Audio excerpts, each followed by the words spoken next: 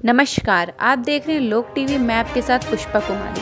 गंगा पार के फाफामऊ थाना क्षेत्र के मोहनगंज फुलवरिया गोहरी गांव में एक परिवार के 4 लोगों की धारदार हथियार से हत्या कर दी गई।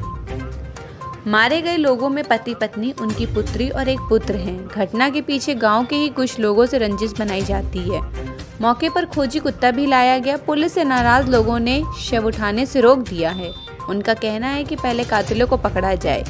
इस घटना में 2 बार मुकदमे के बाद भी कार्रवाई में उदासीनता पर फाफामऊ इंस्पेक्टर को निलंबित कर दिया गया। आईजी और एसएसपी ने बताया कि दोषियों और लापरवाह पुलिसकर्मियों पर सख्त कार्रवाई की जाएगी। 4 लोगों के कत्ल की खबर मिली तो पुलिस अधिकारी मौके पर पहुंच गए। मौके पर फोरेंसिक टीम को भी बुलाकर छानबीन शुरू कर दी गई। घटनास्थल पर एसपी गंगा पार के साथ एसएसपी सर्वेश त्रिपाठी और आईजी रेंज प्रयागराज राकेश सिंह भी पहुंचे और परिवार के लोगों से बात की। भाई कृष्णचंद्र ने कहा कि गांव के दबंग ठाकुर परिवार ने जीना हराम कर रखा था, उस पर ही शक है। 2 मुकदमा लिखाया गया था इन दबंगों के खिलाफ, लेकिन पुलिस ने कार्रवाई नहीं की। आईजी ने इस लापरवाही में इंस्पेक्टर रामकेवल पटेल को निलंबित करने का आदेश दिया। तब भी गुस्साए लोगों ने शव उठाने से पुलिस को रोका। दोपहर तक पुलिस शवों को उठाकर पोस्टमार्टम के लिए नहीं भेज सकी। पुलिस का कहना है कि मोहनगंज फुलवरिया गौरी गांव निवासी फूलचंद मजदूरी करता था। बुधवार रात वह घर में पत्नी मीनू देवी, 17 साल की बेटी सपना, 17 और 10 साल के बेटे शिव के साथ सो रहा था। देर रात तक घर में घुसे हमलावरों ने चारों पर धारदार हथियार से हमला किया। सुबह कत्ल की जानकारी पड़ोसियों को मिली तो भीड़ लगी और फिर पुलिस वहां पहुंची। पति पत्नी और दोनों बच्चे चारपाई पर सोए थे। उनके रक्त रंजित शव बिस्तर पर ही मिले।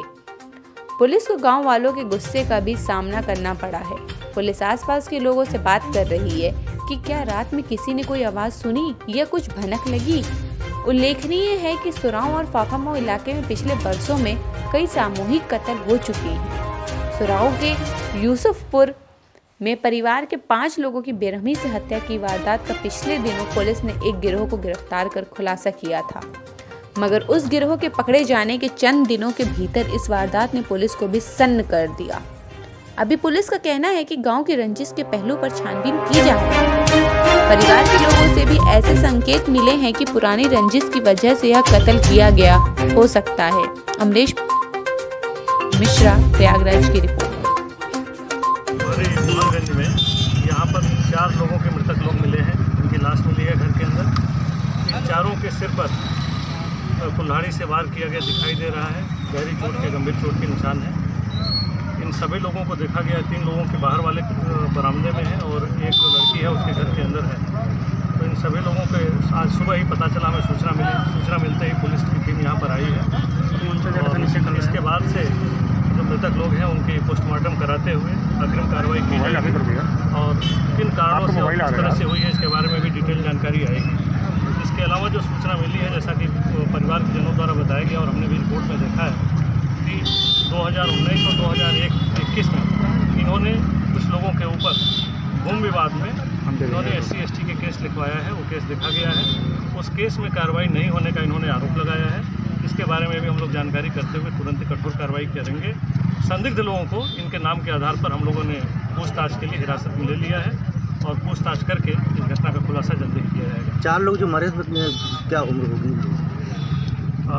कौन कौन लोग हैं? 50 वर्ष के आसपास हैं जो घर के मालिक हैं। तो उनकी पत्नी है जिनकी उम्र लगभग 45 साल है और एक बच्ची है जो 17 साल की है। एक लड़का है जो लगभग 13 साल का है। कुछ वजह पता चली?